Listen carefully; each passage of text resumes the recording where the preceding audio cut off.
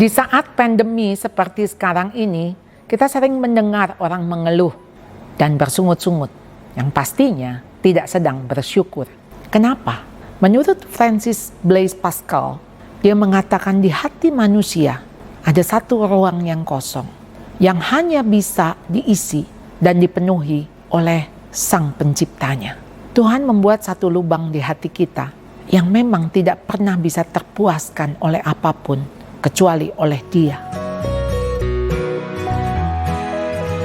Jadi manusia pada umumnya tidak puas dengan apa yang dimiliki. Selalu kepingin apa yang orang lain miliki. Punya ini, kepingin itu. Punya satu, pingin dua. Itulah manusia. Selalu merasa dirinya kurang. Kalau kurang, pasti serakah. Karena kepingin lagi, satu lagi. Kalau sudah serakah, tidak mungkin bisa berbagi. Apakah Anda mau melatih diri dengan cukup memiliki baju satu lemari saja? Artinya, kalau Anda mau menambah 2 baju baru, Anda harus mengeluarkan 2 baju lama untuk diberikan kepada orang lain.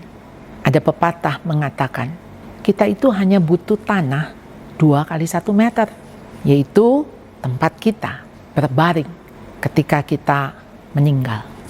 1 Timotius 6 ayat 8 mengatakan, asal ada makanan dan pakaian, cukuplah. Hidup kita ini hanya soal hidup. Kita bisa makan yang secukupnya, bisa berpakaian, itu sudah cukup. Di dalam doa Bapa kami, berikanlah kami pada hari ini makanan kami yang secukupnya.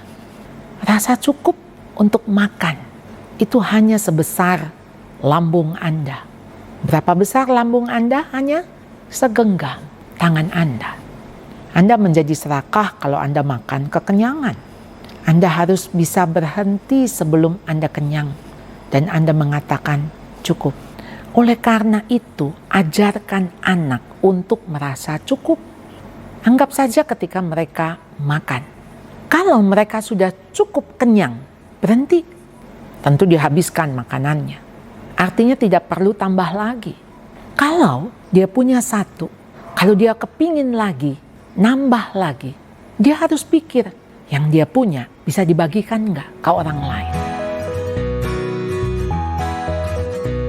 Anak saya satu hari pulang dari sekolah, dia buka tudung saji dan dia berkata, "Yah, ini lagi." Saya bilang, "Tutup, jangan makan. Bagaimana kamu bisa berdoa, mengucap syukur ketika kamu sedang mengeluh? Bersyukur untuk apa yang ada, bukan mengeluh untuk apa yang tidak ada." Ketika bisa bersyukur, bisa melihat hal yang positif, bisa melihat air segelas yang hanya setengah, Anda akan berkata, untung masih ada separuh. Orang-orang yang tidak pernah puas, pasti hidupnya lelah, dan lelah saudara pasti membawa stres. Kenapa saudara tidak bisa menikmati hidup? Pengkhotbah 6 ayat kedua. Ada orang yang diberikan banyak harta benda, bahkan kekayaan. Tapi Tuhan tidak mengaruniakan dia untuk bisa menikmati. Dan malah orang lain yang menikmati. Menyedihkan bukan? Saudara memiliki keluarga, memiliki anak, memiliki pasangan, memiliki harta, memiliki hidup. Dan saudara sedang tidak menikmati.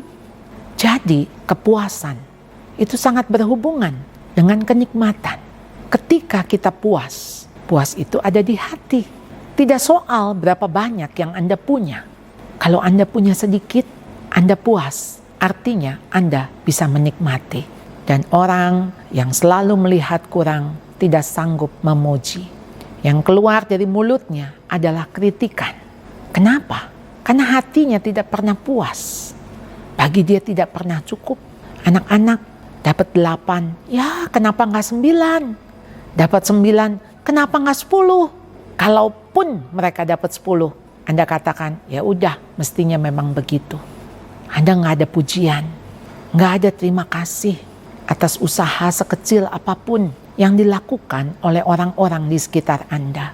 Karena Anda melihat memang sudah seharusnya demikian. Jadi cukup itu ketika Anda bisa mengatakan, "The Lord is my shepherd, I shall not want." Tuhan gembalaku, takkan kekurangan aku. Asal ada Engkau cukup bagiku.